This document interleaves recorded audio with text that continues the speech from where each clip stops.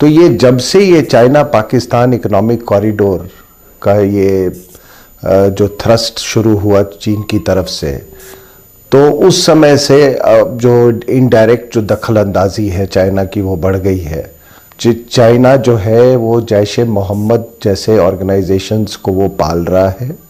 पिछले 2-3 साल में जितने भी हमारे स्ट्रेटजिक टारगेट्स हुए हैं, जैसे पठानकोट एयरबेस या सुजवान मिलिट्री कैंप जो हाल में हुआ, और भी जो मिलिट्री कैंप्स थे, वो सारा जैश ए मोहम्मद के द्वारा किया गया है। ये लोग जो कि ये भी कश्मीरी पंडित थे जिन्होंने किसी कारण धर्म बदला, ये इतने खूंखार कैसे होते चले गए और इतना नफरत क्यों हो गया इसका इनको अब अपनी जमीन से और अपने पूर्वजों से। हेलो दोस्तों, कौन है दुनिया में इस्लामिक आतंकवाद का नया गॉड फादर? अपने देश में इस्लाम के हर सेगमेंट को कुचलने वाला देश पाकिस्तान में क्यों बना है आतंक और इस्लाम का रहनुमा?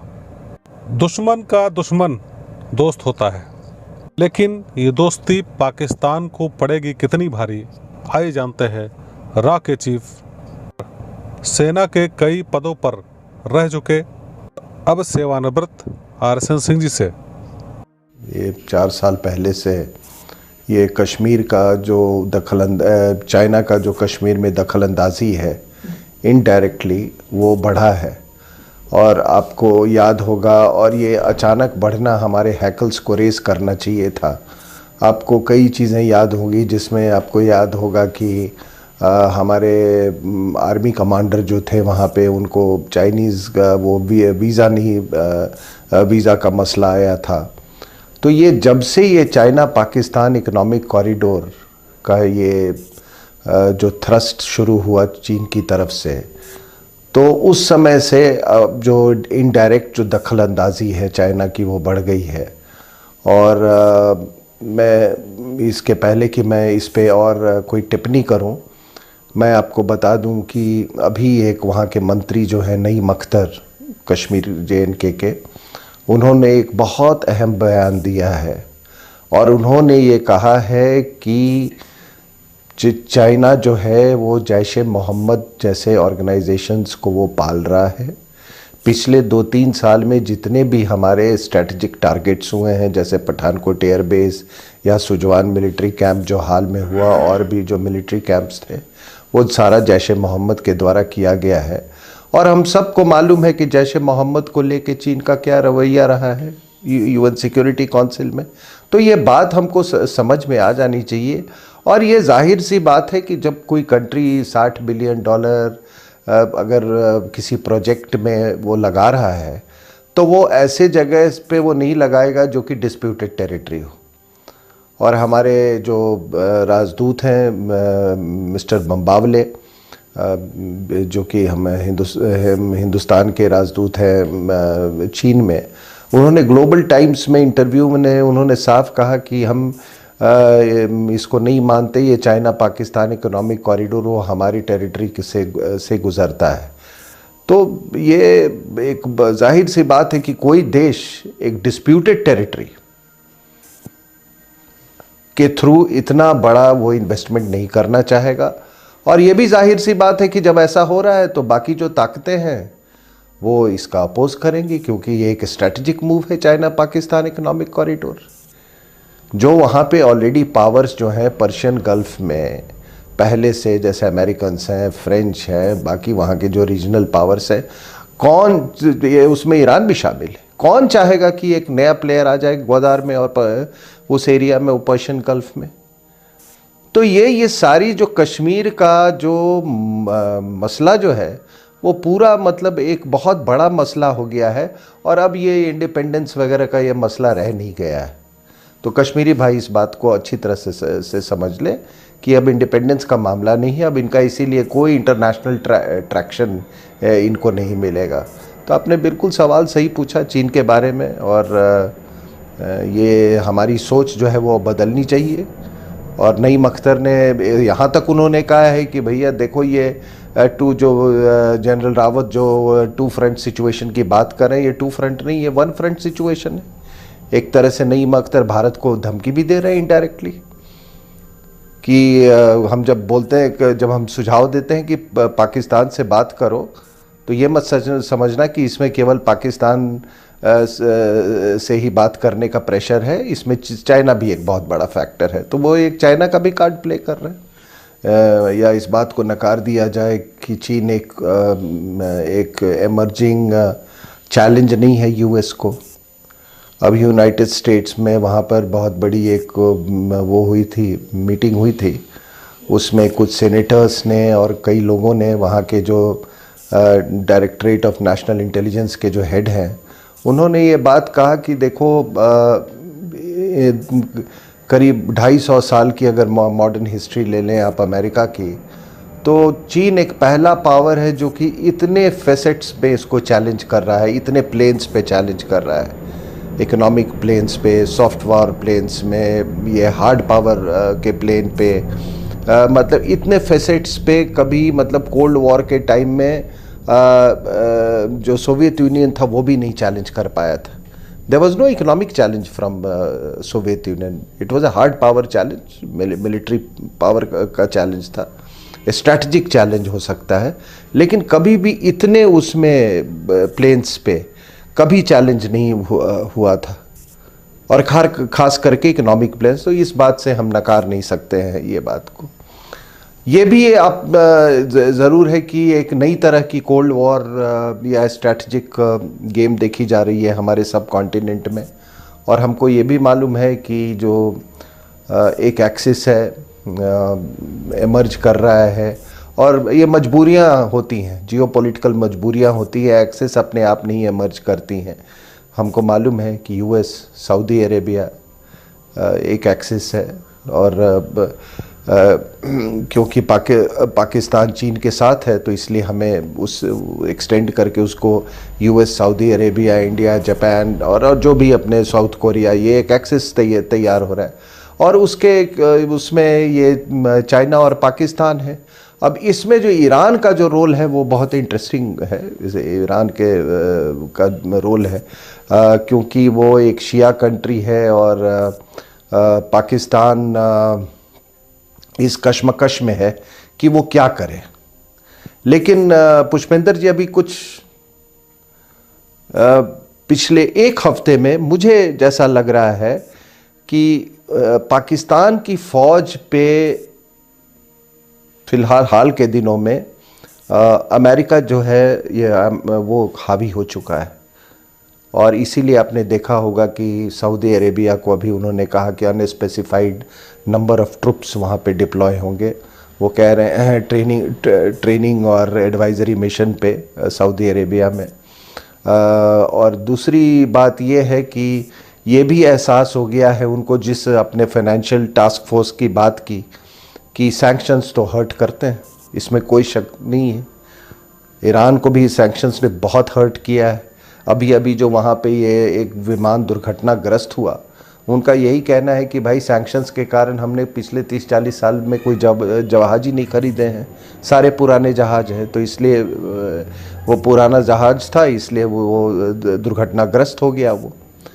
तो सैंक्शंस का भी वो है, चाइना चाहे एक इमर्जिंग चैलेंजर हो या एक रियल चैलेंजर हो यूएस को, लेकिन देखिए पैसे के बिना कोई वहाँ की फौज भी नहीं चल सकती है, और चाइनीज़ उस हिसाब से पैसे के मामले में वो बहुत क्लेवर लोग हैं, वो पैसे ऐसे नहीं देते किसी को। They are very clever strategic businessman. तो ये हकीकत शायद अभी पाकिस्तान को ये हकीकत समझ में आ रही है, और वो मेरे को लग रहा है कि कुछ पहले जब मुझे लगा कि नवाज शरीफ और उनके ब्रदर शहबाज शरीफ वो सऊदी कैंप में तो है ही, तो शायद एक नया अलाइनमेंट ढूंढ रहा है वहाँ की फ़ौज जो है। लेकिन अभी फ़िलहाल के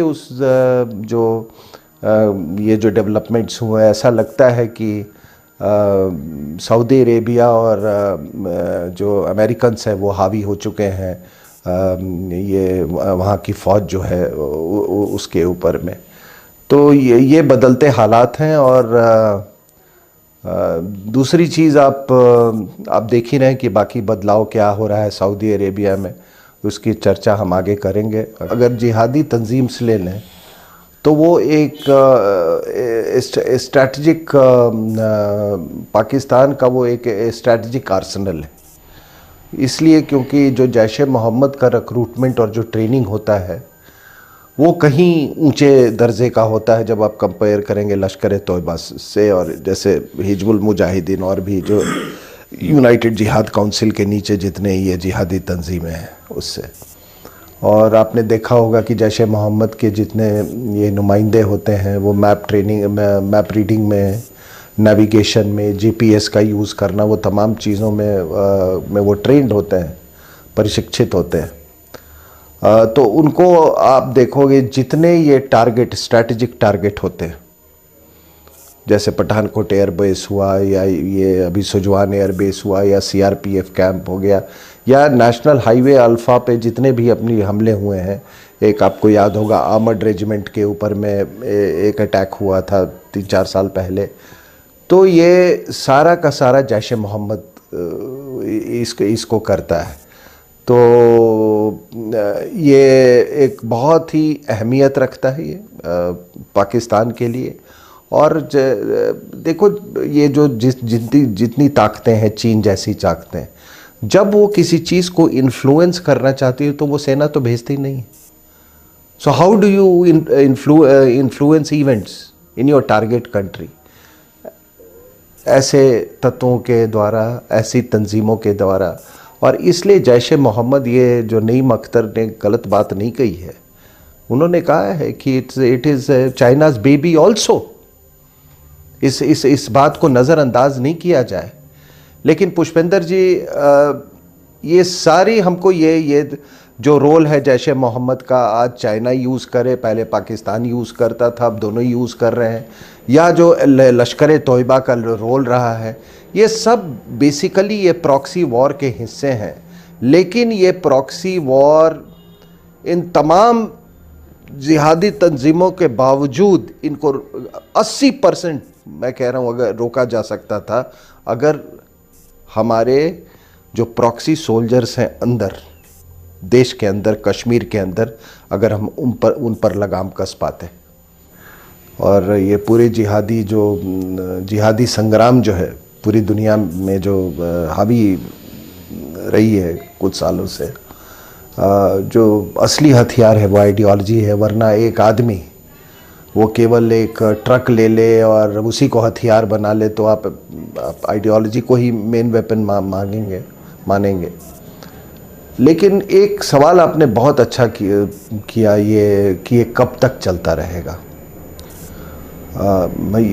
यकीनन आइडियोलॉजी है, यकीनन पाकिस्तान आज से नहीं, सन 48 से ऐसे तत्वों पर वो निर्भर रहा है, इसमें कोई शक की बात नहीं है।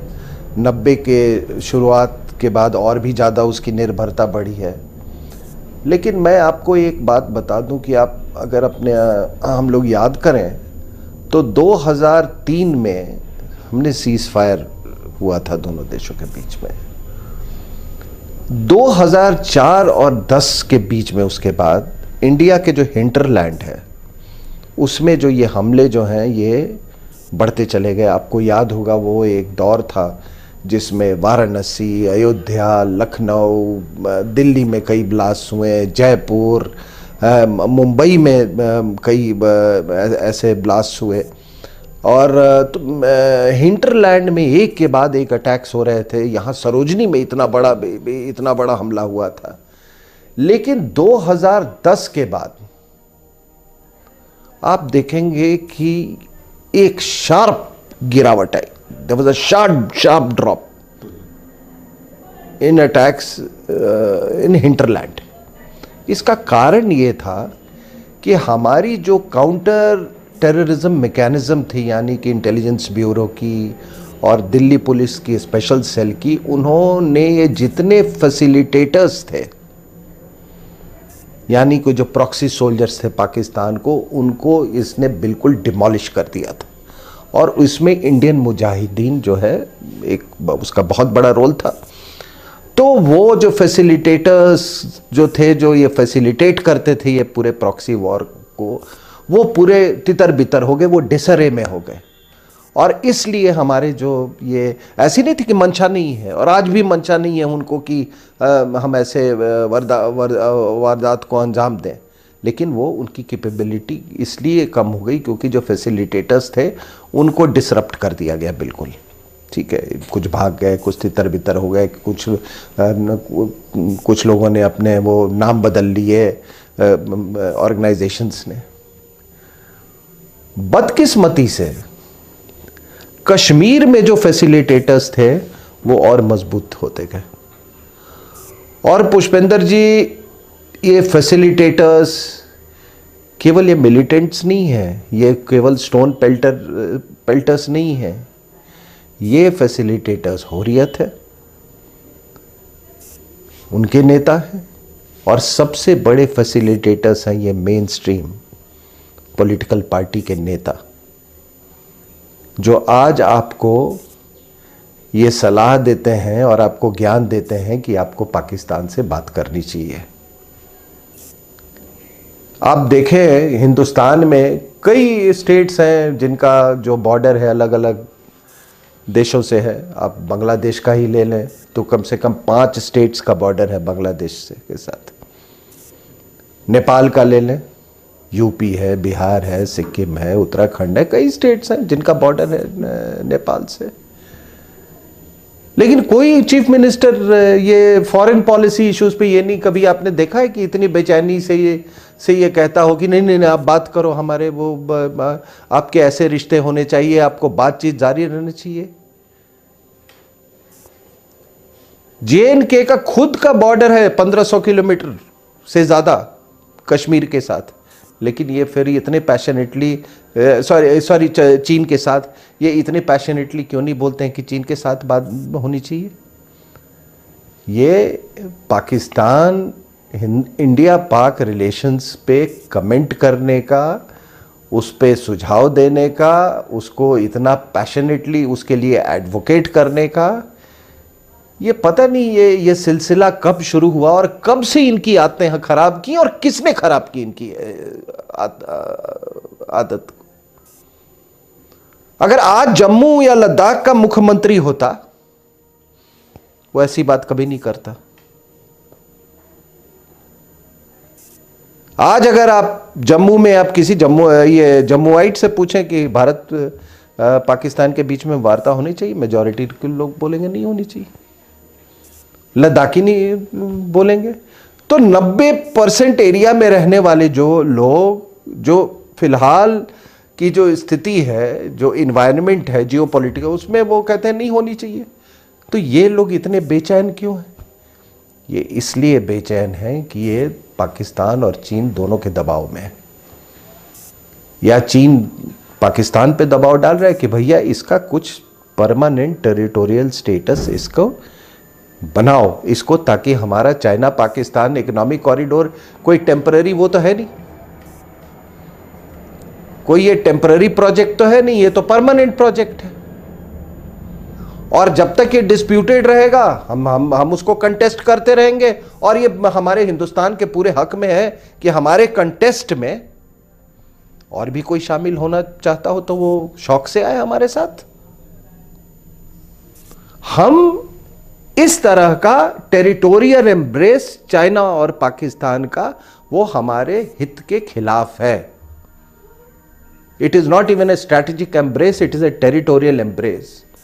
और अगर ये टेरिटोरियल एम्ब्रेस हमारे लिए घातक सिद्ध होता है, हमारे लिए 2 फ्रंट सिचुएशन से 1 फ्रंट सिचुएशन क्रिएट रहता है, तो पुष्पेंद्र जी इसके लिए जो भी हम जिस तरह से कंटेस्ट कर सकते हैं, ये हमारा धर्म है उसको कंटेस्ट करें। और अगर इसमें कोई शामिल होना चाहता है, बहुत अच्छी बात। क्या आपने काउंटर आइडियोलॉजी तैयार करने की कोशिश की? ऐसा कैसे हो गया कि एक ज़मीन जो कि जिसको लोग जन्नत कहते हैं, वहाँ के लोग इस तरह के जिहादी विचारधारा में उनकी सोच तब्दील हो जाए, ये कैसे हो गया? कौन सी ऐसी हवाएं आई जिसने कश्मीरियत को मार दिया? कौन सी ऐसी हवाएं आई जिसने अयूब पंडित को मार दिया, जिसने उमर फयाज को मार दिया? आप उन हवाओं को आपने रोकने की कभी कोशिश नहीं की। वो कौन सी हवाएं हैं जो कि बाहर से ये जिहादियों को कश्मीर में ले आती हैं? वो कश्मीरियत, कश्मीर के लोग उसके लिए तो नहीं लड़ रहा है। वो चेचन हो, उज़्बेक हो, पश्तून हो, वो तो कश्मीर के लिए नहीं लड़ रहा है, वो तो जिहाद के लिए लड़ रहा है, ग्लोबल जिहाद के लिए। और जाकिर मूसा ने इस बात को बड़े साफ तौर पे कहा है। उसने कहा कि चाहे हम पत्थर फेंकते हो या हम बंदूक उठाते हो, हम कश्मीर के लिए नहीं, हम कैलिफेट के लिए हम लड़ रहे हैं। तो ये विचारधारा होगा कुछ लोगों के, जो इंटरप्रिटेशन है इस्लाम में उनके होगा, ये हम हिंदुस्तान ये कैलिफेट और इन चीज़ों में नहीं इसको टॉलरेट कर सकता है। तो ये सारा का सारा प्रोजेक्ट जब अब चल रहा था तो आपने केवल इसको एक law and order, internal security problem के नज़रिए से देखा। आपने ये नहीं सोचा कि ये लोग जो कि ये भी कश्मीरी पंडित थे, जिन्होंने किसी कारण धर्म बदला, ये इतने खूंखार कैसे होते चले गए और इतना नफरत क्यों हो गया इसका इनको अब अपनी ज़मीन से और अपने पूर्वजों से। तो आज पुष्पेंद्र जी ज़रूरत है हमको कि दुनिया में कई इस्लामिक देश हैं, 50 से ज़्यादा हैं, आई थिंक OIC में 57 या 56 मेंबर्स हैं। अगर उम्मा की बात होती तो कोई ये पूरे एक कंट्री होने चाहिए थे। सबकी भाषाएं अलग अलग हैं, सबका कल्चर अलग अलग। आप देख रहे हैं सऊदी अरेबिया में भी क्या हो रहा है।